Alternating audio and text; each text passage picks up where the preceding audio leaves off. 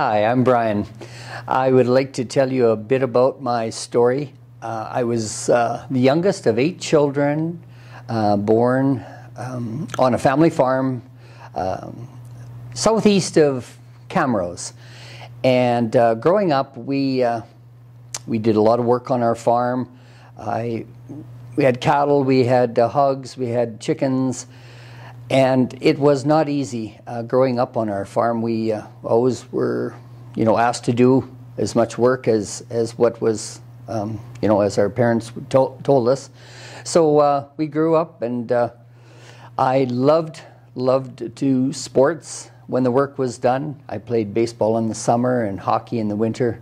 And after high school, I stayed on the family farm. My dad needed the help, and I helped my mom and dad do the farming, and I loved it. I loved the farming. I loved to play baseball, and I played baseball and hockey with passion. I felt like anything you're going to do it with all your might.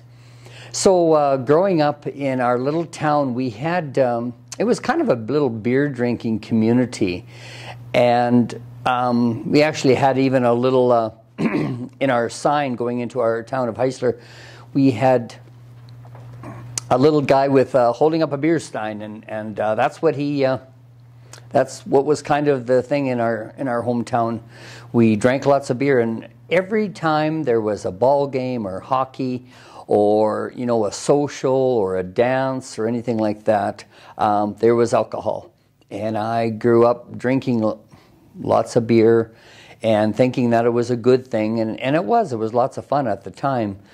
But it carried on into my life, and in 1980, I met this beautiful young neighbor girl that I knew all my life, but I just didn't have much interest in her before. But she went to the same churches that I went to, and so I started dating her, and in 1981, we got married.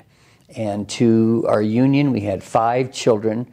In 7 years, the children came close, and so we, the habits that I had formed growing up, going to dances and parties, and it just kind of continued on. I loved people, I loved to socialize, I loved to drink, and it caused a lot of problems in our marriage. And my wife was always trying to tell me just to slow down with the alcohol. And finally, in 2000, in the year 2000, she said, "I think you need help, Brian."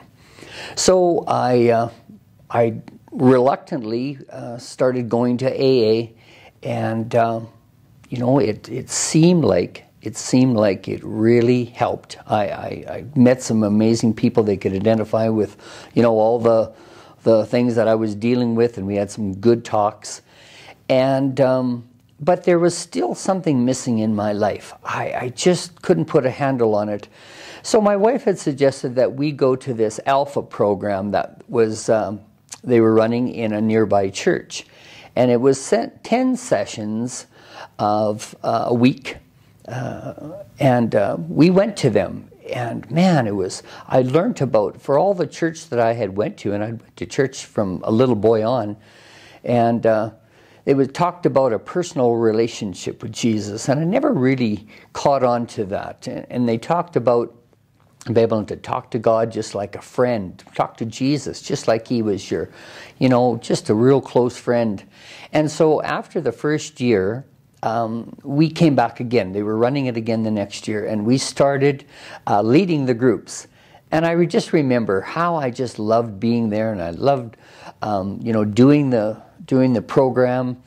And so at the end of the 10 weeks, they asked people if they would like to come up for prayer.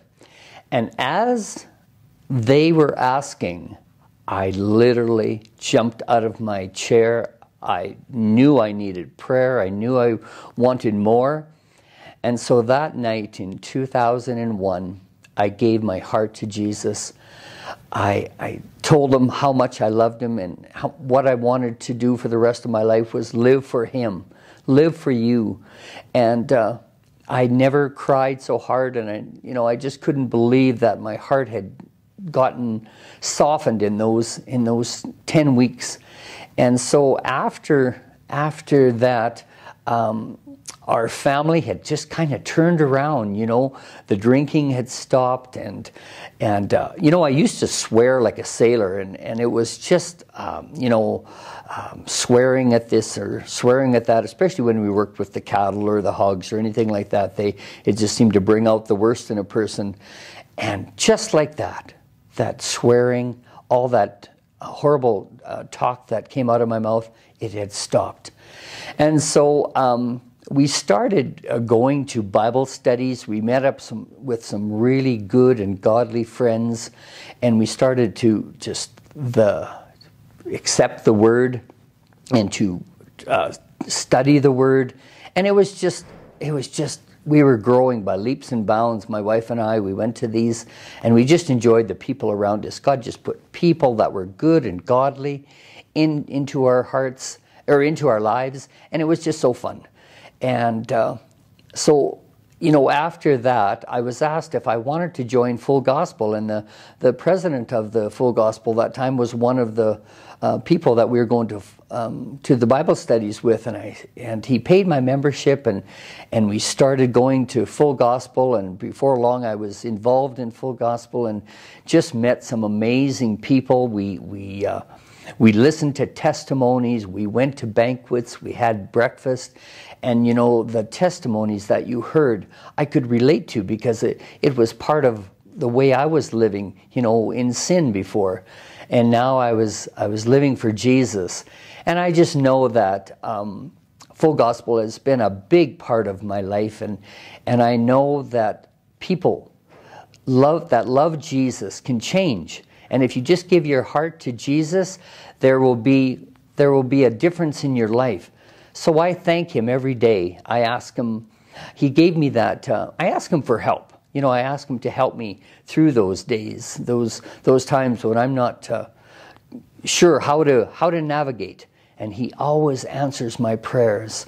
And so I just encourage anyone that is feeling lost or not sure where they're going in life, just to take the leap of faith and to talk to Jesus and to ask Him into their life.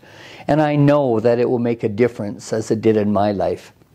And I want to thank you, Jesus, for this opportunity, and I pray that more and more people will just simply accept the gospel as it is, because that's what He died on the cross for. And I'm just so grateful for this opportunity. Thank you.